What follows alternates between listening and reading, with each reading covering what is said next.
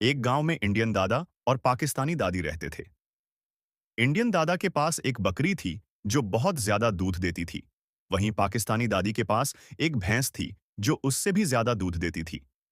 दोनों हर दिन अपनी अपनी बकरी और भैंस की तारीफ करते करते आपस में झगड़ने लगते थे। गांव वाले भी रोज इनकी बहस सुन सुनकर थक गए थे। एक दिन इंडियन दादा ने गुस्से में आकर कहा, आज पता चल जाएगा किसका जानवर ज्यादा दूध देता है। कल सब गांव वाले आ जाना, मुकाबला होगा। अगले दिन पूरे गांव के लोग इकट्ठा हो गए। इंडियन दादा अपनी बकरी को लेकर आया और पाकिस्तानी दादी अपनी भैंस को लेकर। मुकाबला शुरू हुआ। इंडियन दादा ने अपनी बकरी को ताकत का इंजेक्शन लगा दिया, तो वहीं पाकिस्तानी दादी ने अपनी भैंस को जादुई घास खिलाई।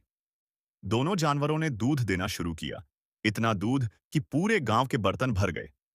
लोग हैरानी से एक दूसरे को देखने लगे। आखिर में जब दूध नापा गया, तो मुकाबला बराबर हो गया। न बकरी कम थी न भैंस। अब फैसला आपके हाथों में है।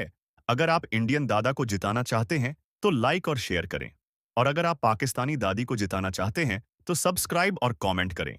गोट बुल स्पार्कल।